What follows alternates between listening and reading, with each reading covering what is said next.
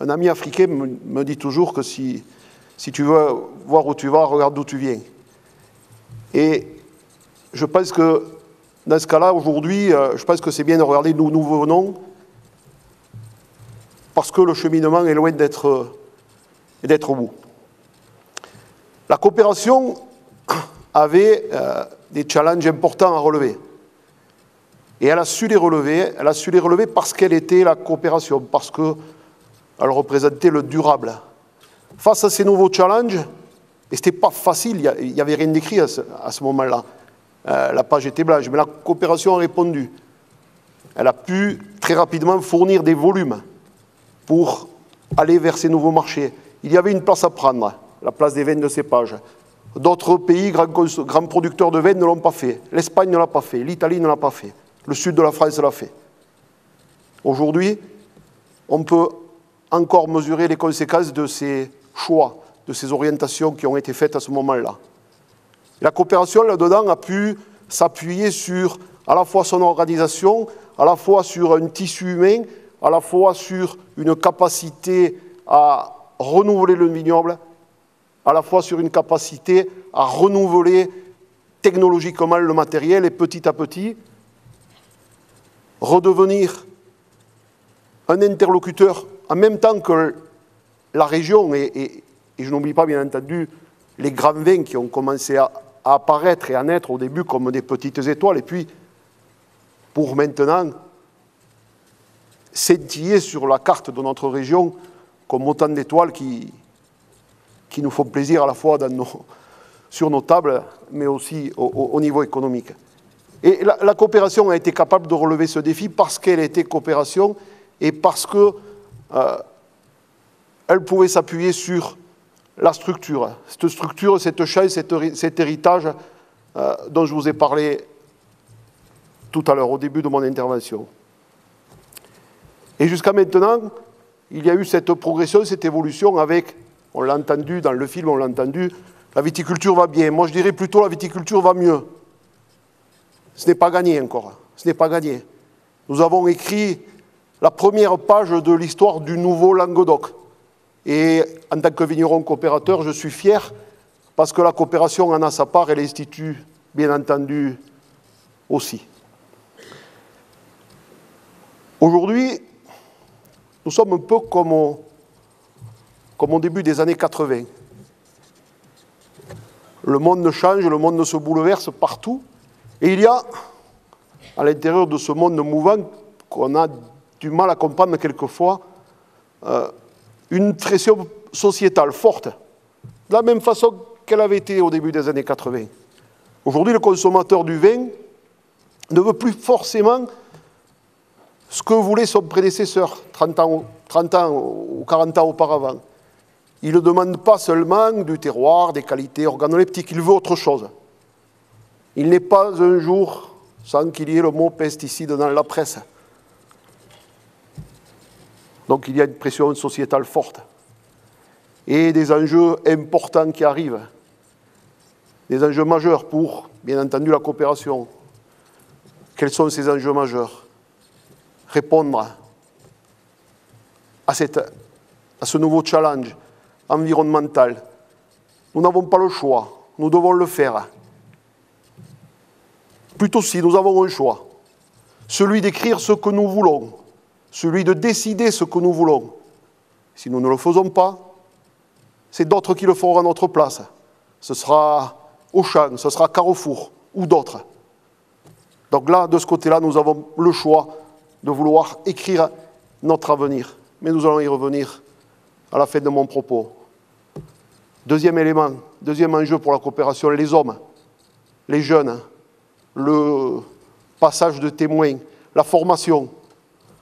Un président de coopérative agricole de mes amis, Christian Pess, pour ne pas le citer, me disait que la coopérative de Ralis, dont il est le président, investit chaque année 100 000 euros pour la formation de ces jeunes et de ces adhérents. 100 000 euros chez Euralis.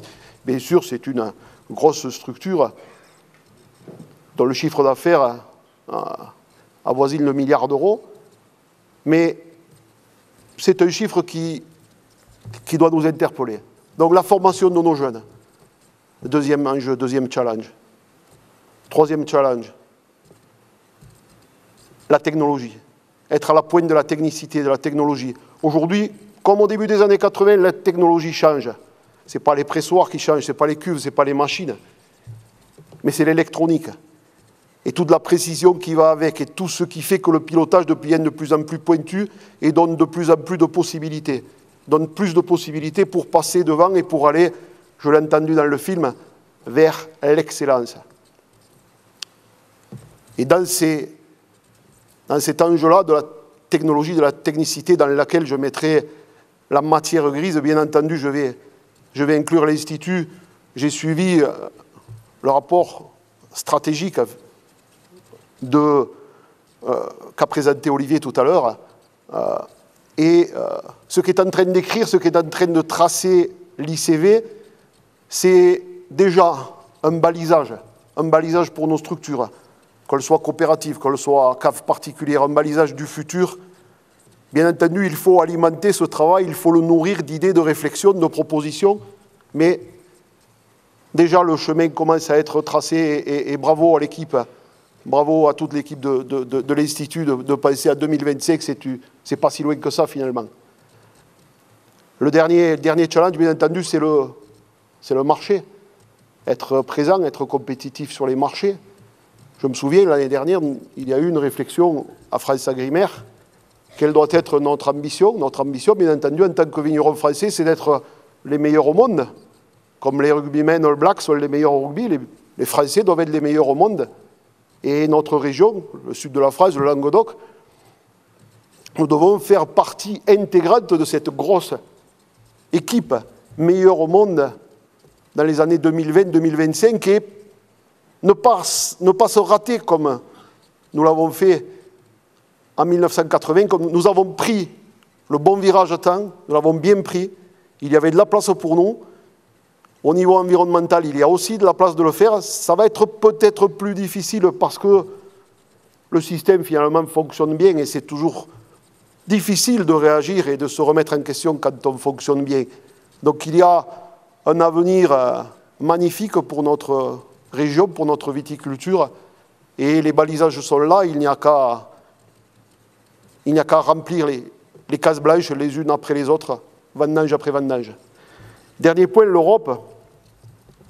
Vous me permettrez d'être un peu troublé aujourd'hui puisque c'est toute la zone que je fréquente régulièrement qui a été frappée violemment. Et je pense à mes collègues qui étaient encore enfermés dans le Copa-Cogeca avec la police et les militaires autour.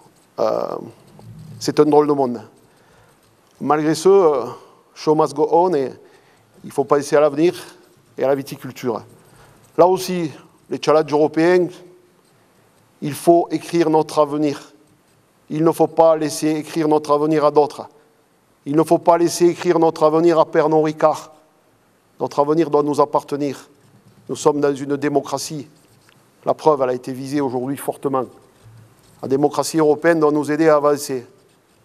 En ce sens, nous avons nos institutions, nos organisations de défense, mais elles ne sont pas suffisantes. Et en ce sens, nous venons de créer, à l'initiative de la coopération française, les amis italiens aussi nous suivent au niveau de Confagriculture, un grand syndicat italien. Nous venons de créer un think tank, justement pour écrire notre avenir. Celui qui écrit son avenir a les chances que ceux qui l'écrivent soient récupérés à 70-80%. Celui qui n'écrit rien et qui attend que l'autre écrive, ben il suivra. Et il ne faut plus suivre. Il ne faut plus suivre parce que nous n'avons aucun intérêt à suivre et nous avons tout intérêt à dire ce que nous voulons et ce que nous voulons faire et être. Et dans ce think tank, c'est ce que nous avons voulu faire. Nous l'avons créé en collaboration avec des gens, des amis qui ont fortement travaillé avec nous sur le dossier droit de plantation, autorisation de plantation, des gens qui nous ont permis de gagner une bataille qui était loin d'être facile d'avance. Donc aujourd'hui, les challenges européens, mais ce sont les mêmes que ceux qu'on a évoqués tout à l'heure, avec bien entendu l'aspect environnemental, l'aspect marché, l'aspect transmission, l'excellence de la viticulture. Et je reste persuadé que celui qui va l'écrire, cette viticulture, il aura de l'avance. Et Président, si tu me permets, puisque tu m'as invité, je vais en profiter. Je pense que dans ce think tank, une structure comme l'Institut a grandement sa place. Nous avons subi pendant les années 90 et 2000 l'influence des vins et notamment des structures comme Gallo qui ont mis en avant leur définition du vin.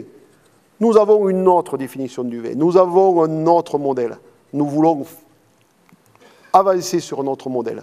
Et nous avons besoin, pour écrire que nous voulons ce modèle, d'appui technique, de matière grise. Ces appuis techniques, cette matière grise, nous les avons ici.